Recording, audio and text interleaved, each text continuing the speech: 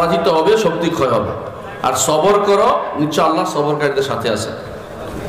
আল্লাহ তাআলা আরো বলেন, ওয়াতাসিমু বিহাবলিল্লাহি জামিআ ওয়া লা তাফাররাকু, তোমরা আল্লাহর রজ্জুকে ধারণ করো একসাথে এবং এ ব্যাপারে বিভিন্নভাবে এভাবে বিচ্ছিন্ন হইও না। আল্লাহ তাআলা আরো বলেন, ইন্না হাযি উম্মাতুকুম উম্মাতুন ওয়াহিদা, এই উম্মত একটি উম্মত। এই উম্মত কি? একটি উম্মত। ওয়া আনা রাব্বুকুম, আর আমি তোমাদের রব। ফা'বুদুন, সুতরাং আমারই কেবল ইবাদত করো। আল্লাহ তাআলা আরো বলেন, ওয়ালা তাকুনু কাল্লাযীনা তাফাররাকু, তাদের মতো হইও না যারা বিচ্ছিন্ন হয়েছে। ওয়াখতালাফু মিন বা'দি মা জাআহুল বায়িনাত, প্রমাণ আসার পরে মতভেদে লিপ্ত হয়েছে। ওয়া উলাইকা লাহুম আযাবুন আযীম, তাদের জন্য রয়েছে কষ্টদায়ক শাস্তি। রাসূলুল্লাহ সাল্লাল্লাহু আলাইহি ওয়াসাল্লাম বলেছেন, ওয়া ইন্নাহু মান ইয়াশ মিনকুম ফাসায়ারা ইখতিলাফান কাসীরা, তোমাদের মধ্যে যারা জীবিত থাকবে অনেক মতভেদ দেখতে পাবে। ফাআলাইকুম বিসুন্নতি ওয়া সুন্নাতুল খুলাফার রাশিদিন আল মাহদিয়িন মিন বাদি, তোমরা আমার সুন্নতকে আঁকড়ে ধরবে, আমার নীতিকে আঁকড়ে ধরবে, তোমরা আমার আদর্শকে আঁকড়ে ধরবে। ওয়া সুন্নাতুল খুলাফার রাশিদিন, এবং ওই সমস্ত খলিফাদের সুন্নতকে আঁকড়ে ধরবে যারা সৎ পথে রয়েছে। আল মাহদিয়িন, যারা হেদায়েত প্রাপ্ত। আদু আলাইহি বিন নওয়াজিস, গোড়ালির দাঁত দিয়ে কামড়ে ধরে থাকবে। তারপর তিনি বলেছেন, রাসূলুল্লাহ সাল্লাল্লাহু আলাইহি ওয়াসাল্লাম বলেছেন, মান রাআ মিন আমিরিহি শাইআন ইয়াকরাহুহু ফালইয়াসবির, তোমাদের কেউ যদি শাসকের কোনো কিছু অপছন্দ হয় তারপরেও সে যেন সবর করে। আলহামদুলিল্লাহ, আমি আজকে যে বিষয়টি আলোচনা করব সেই বিষয়টির প্রারম্ভে কোরআন এবং হাদিস বলে নিয়েছি, যাতে করে দলিল বলতে পারি কি বলছি। প্রিয় ভাইরা, যে বিষয়টি আমাকে দেয়া হয়েছে, বিষয়টি হচ্ছে আকীদা ও মানহাজ যদি শুদ্ধ হয় তো মানুষের ভিতরে ঐক্য আসবে। এই জিনিসটা আসলে কি, কথাটা কি শুদ্ধ কিনা? আপনারা জানেন যে রাসূলুল্লাহ সাল্লাল্লাহু আলাইহি ওয়াসাল্লাম যখন মক্কা আল্লাহ তাআলা তাকে পাঠিয়েছিলেন, তখন আরবরা সব এক পথের একমত ছিল, তাই না? একমত ছিল। তারা শতদা বিভক্ত ছিল, শতদা বিভক্ত ছিল। কেউ ইবাদত করতো লাতের, কেউ মানাতের, কেউ উজ্জা, কেউ হুবল। এইভাবে 360টি মূর্তি ছিল, 360টি মূর্তি ছিল। প্রত্যেকেই মাবুদ কেন্দ্রিক ভাগ হয়ে গেছিল। তবে তাদের মধ্যে একটা ঐক্য ছিল কি? শিরকি ঐক্য, যে আমরা শিরকের ব্যাপারে। বর্তমান জমানায় নাস্তিকদের মধ্যে দেখবেন যে যত রকম ভিন্ন ভিন্ন মতবাদ থাকুক না কেন, ইসলামের বিরুদ্ধে এটা আমরা দেখতে পাবেন। রাসূলুল্লাহ সাল্লাল্লাহু আলাইহি ওয়াসাল্লাম যখন আল্লাহ তাআলা তাকে পাঠালেন, এই সময় তিনি দেখতে পেলেন যে গোত্র, অন্ধগোত্র, গোত্র অনুসরণ করে চলছে অন্ধগোত্র প্রীতি। কেউ কেউ বা কোনো কোনো মাবুদ প্রীতি, কেউ অঞ্চল প্রীতি, কেউ বংশ প্রীতি। এবার তিনি ভাগ হয়ে গেছে, তারা ভাগ হয়ে আছে।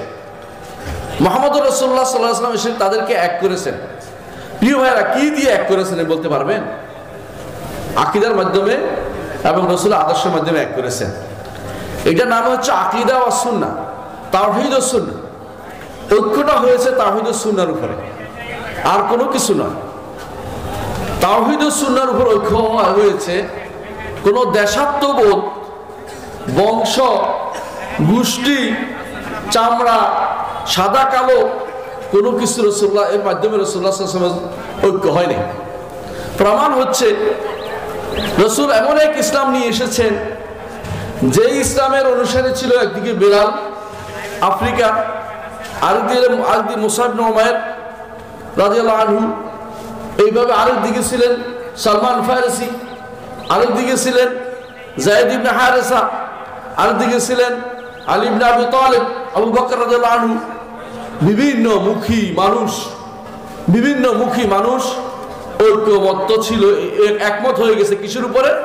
আল্লাহর রজ্জুকে আঁকড়ে ধরবে বলে। আল্লাহর রজ্জুকে আঁকড়ে ধরাটা একটা উদ্দেশ্য।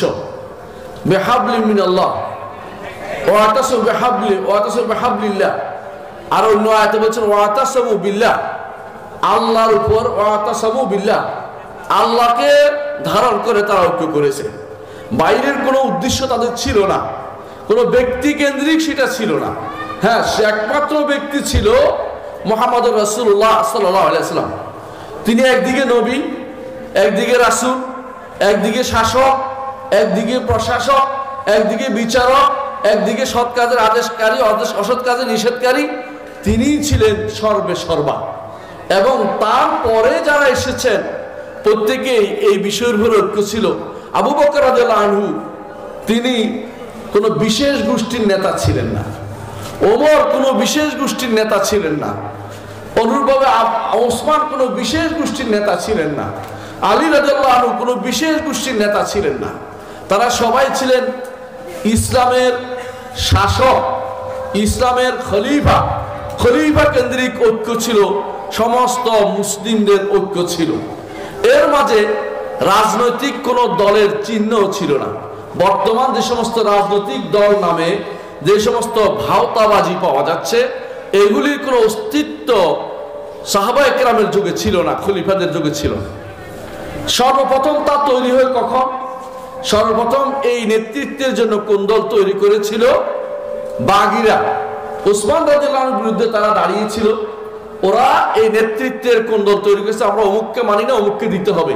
মিছিল করতে করতে তারা আসছে মদিনাতে, এসে তারা ওসমান রাদিয়াল্লাহু আনহুর বাড়িঘর ঘেরাও করে রাখে।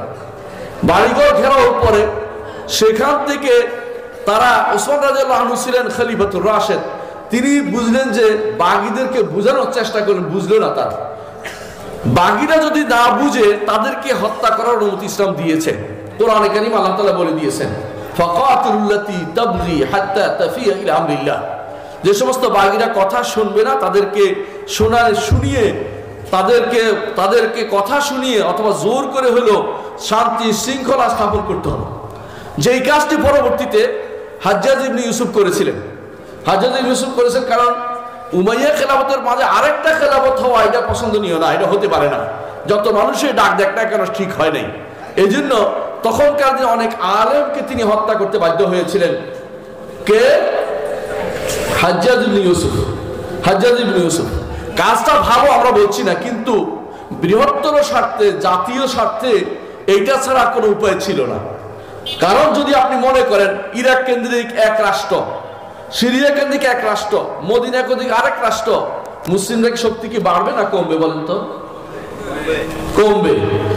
এই জন্য মুসলিমদের ঐক্য ওই সময় ঠিক ছিল যখন মুসলিমরা একক ক্ষমতার অধীন ছিল। এই জন্য রাসূলুল্লাহ সাল্লাল্লাহু আলাইহি ওয়াসাল্লাম বলেছেন, আমার উম্মত ততদিন শক্তিশালী থাকবে যতদিন তাদের মধ্যে 12 জন খলিফা হবে। এই 12 জন খলিফা হয়ে গেছে উমর ইবনে আব্দুল আজিজের পরে, ইয়াজিদের সময় শেষ হয়ে গেছে। এরপরে শুধু হানাহানি মারামারি হয়েছে, ভাগ হয়েছে। একদল এই খোরাসানে দায়িত্ব নিয়েছে এবং নিজেরা আব্বাসীয়দের ব্যানার উঠাইছে। এই ব্যানার যারা উঠাইছে, আশ্চর্য হবেন, কোন আলেম দ্বীন এই ব্যানারের অধীন ছিল না। বুঝলেন আপনি কথাটা? উম্মতে মুসলিমার ভাগের ভিতরে কোনোদিন আলেম দ্বীনরা কোনো অংশগ্রহণ করে নাই। আপনি আশ্চর্য হবেন, ওসমান রাদিয়াল্লাহু আনহুর বিরুদ্ধে যারা দাঁড়িয়েছিল এদের মধ্যে কোনো খলিফা, কোনো সাহাবী ছিল না। অথচ ওই সময়ে হাজার হাজার সাহাবী জীবিত, একজন সাহাবীকেও সেখানে পাওয়া যায়নি। অনুরূপভাবে এরপরে যত ফিতনা হয়েছে, ফিতনার মধ্যে একটা হচ্ছে শিয়া হয়ে যাওয়া, কাদারি হয়ে যাওয়া, জাবারি হয়ে যাওয়া। এই যে ফিতনাগুলোর মধ্যে একজন সাহাবীকেও আপনি তাদের মধ্যে পাবেন না। কারণ আল্লাহ তাআলা তার নবীর সাহাবীদেরকে ফিতনা থেকে মুক্ত করেছেন। যারা কোনো রকমের ব্যানার তুলে সেটার দিকে মানুষকে আহ্বান করবে, এই জিনিস তাদের মধ্যে ছিল না। এই জন্য এই ব্যানার যারা তুলেছে পরবর্তীতে এরা সবাই ছিল পথভ্রষ্ট, আকীদাগতভাবে পথভ্রষ্ট, মানহাজগতভাবে পথভ্রষ্ট। প্রিয় ভাইরা, শিয়ারা আকীদাগতভাবে পথভ্রষ্ট, মানহাজের দিক থেকে পথভ্রষ্ট। খারেজিরা আকীদার দিক থেকেও পথভ্রষ্ট, মানহাজের দিক থেকেও পথভ্রষ্ট। কাদারিরা আকীদার দিক থেকেও পথভ্রষ্ট, মানহাজের দিকেও পথভ্রষ্ট। উম্মতে মুসলিম একটা দেহর নেয়, এই দেহ থেকে আস্তে আস্তে করে কেউ বের হয়েছে, নাম দিছে কি, তারা খারেজি হয়ে গেছে, কেউ শিয়া হয়ে গেছে, কেউ কাদারি হয়েছে, কেউ জাবারি হয়েছে, কেউ মুতাজিলা হয়েছে, কেউ আশারি হয়েছে, কেউ মাতুরিদি হয়েছে। দেহ থেকে যখনই বিচ্ছিন্ন হয় ভিন্ন ভিন্ন নাম তারা গ্রহণ করে। বুঝতে পারছেন কিনা? মূল দেহ কোনোদিন ভিন্ন নাম হইতে পারে না। মূল দেহ একটাই থাকে, আহলুস সুন্নাতি ওয়াল জামাআহ। মূল দেহ একটাই থাকে, আহলুল হাদিস ওয়াল আসার। মূল দেহ একটাই থাকে, আল ফিরকাতুন নাজিয়া। মূল দেহ একটাই থাকে, আল সালাফিয়া। এর বাইরে যখনই ভিন্ন আকীদাগত গোষ্ঠী হয় তখনই উম্মত বিভক্ত হয়ে যায়। এর অর্থ হচ্ছে আকীদা ও মানহাজের কারণেই, আকীদা ও মানহাজের কারণেই যত বিভক্তি এসেছে। মনে রাখবেন, বিভক্তিগুলো আসে মৌলিকভাবে আকীদাতে ভাগ হওয়ার কারণে অথবা মানহাজে ভাগ হওয়ার কারণে। আর একটা কারণে হয়, মাযহাবগত গোড়ামির কারণে হয়। একটা সময় ছিল মক্কাতে চারটা ছিল, মুসল্লা ছিল। হানাফি মাযহাবের লোকেরা শেষে নামাজ পড়তো দেরি করে,